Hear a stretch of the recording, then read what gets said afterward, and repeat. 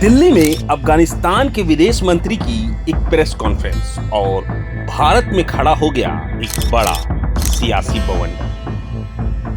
वजह press conference से महिला पत्रकारों की गैर मौजूदगी। इस घटना ने न केवल तालिबान की महिला विरोधी सोच को उजागर किया बल्कि भारत सरकार को भी सवालों के घेरे में ला खड़ा किया।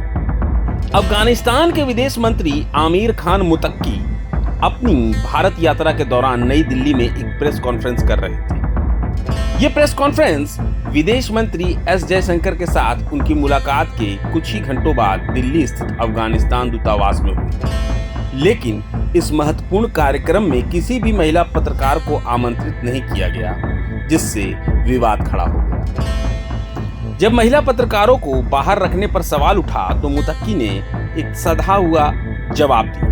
उन्होंने कहा, हमने महिलाओं को मना नहीं किया था। उन्होंने उम्मीद जताई कि भारत और अफगानिस्तान के रिश्ते और बेहतर होंगे और दोनों देशों के बीच आना जाना बढ़ेगा। उनका मकसद दारुल उलूम देवबंद भारत सरकार और सियासी लोगों से मिलना जुलना है।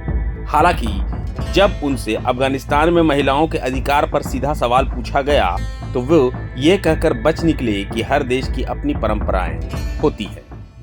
तालिबान रिजीम आने के बाद पिछले 4 सालों में महिलाओं के अधिकार, women rights in Afghanistan have been under pressure, तो उसको लेकर के तालिबान सरकार का क्या मानना है? आपने जो कहा है कि वहाँ पे हुकूक की बशर कैसा है, अल्हम्दुलिल्लाह वहाँ पे जो निज़ाम है उस निज़ाम आने से बाद, इससे पहले 2021 15 अगस्त से पहले रोज़ाना 200 से लेकर 400 आदमी को मरते थे। अभी ये 4 सालों में वैसी एक दिन का भी नुकसान नहीं हुआ है और वहाँ पे अल्हम्दुलिल्लाह क़वानीन नाफिज़ है, सब लोगों को अपना हक मिलता है। ये जो लोग प्रोपागेंडा करता है ये एक छोटा सा बोलूँ या बड़ा सा गलती करता है कि वो अफ़गानिस्तान से भी ग़र्ब वाले क्या आज़ादी चाहता है। हर मुल्क का अपना रिवायात है, हर मुल्क का अपना जो उसूल है, क़वानीन है, वो उसके मुताबिक अमल करता है। तो इसका माना ये नहीं है कि वहाँ पे हुकूक नहीं देता है, बल्कि माना यह है कि वहाँ पे जो निज़ाम है वही निज़ाम जो क़वानीन नाफिज किया है उस पर अगर लोग खुश नहीं था तो फिर ये अमन कैसा आया है। इस पूरे विवाद पर भारत सरकार ने खुद को अलग कर लिया है। विदेश मंत्रालय ने साफ किया है कि इस प्रेस कॉन्फ्रेंस के आयोजन में उनकी कोई भूमिका नहीं थी। माना जा रहा है कि पत्रकारों की सूची तालिबान के अधिकारियों ने ही तैयार की थी। लेकिन विपक्ष सरकार के इस स्पष्टीकरण से संतुष्ट नहीं है।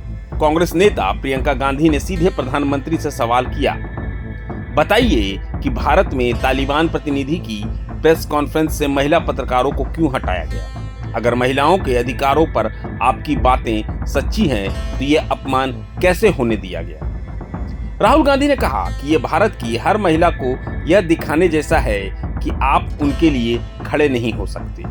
वहीं पूर्व केंद्रीय मंत्री पी चिदम्बरम ने तो यहां तक कह दिया कि जब महिला पत्रकारों को बाहर रखा गया तो पुरुष पत्रकारों को भी विरोध में बाहर आ जाना चाहिए था। टीएमसी सांसद महुआ मोइत्रा ने भी सरकार की आलोचना करते हुए इसे एक विरोधाभास बताया। Hello, this is Mahua Moitra, Member of Parliament Lok Sabha from the All India Trinamool Congress.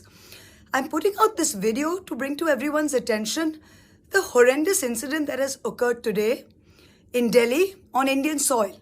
The visiting Taliban delegation of the Foreign Minister Amir Muttaqi has met with Dr. S. Jayashankar, our External Affairs Minister, today, following which the Taliban Foreign Minister held a presser in Delhi on Indian soil where women journalists were not allowed. The Indian Foreign Ministry has laid out the red carpet for this man, this Talibani Foreign Minister, who has had the gumption to ask for women to be removed from a room where he's having a press conference. And we are giving this delegation official status and providing them protocol. And every male journalist who participated in this press conference didn't utter a word of protest. Are you emasculated? Are you spineless? I'm asking all the journalists who were in that room, the male journalists. This is the ultimate dishonor to the women of India that our government has participated in this, has been a willing participant, has used taxpayers' money to fund this exercise. We're women journalists who have been asked to leave the room. What is going on? You're talking about Beti Bachao, you're talking about, women in India, you're talking about Maas and Behens and all of that, and you are providing at taxpayer expense official protocol and the red carpet for a delegation, for a government delegation that is actually on Indian soil, dishonoring our values and asking for women to be removed from the room. I hope I'm not the only one feeling this outrage. I hope every single woman in this country knows about this, feels the outrage and asks our government some questions.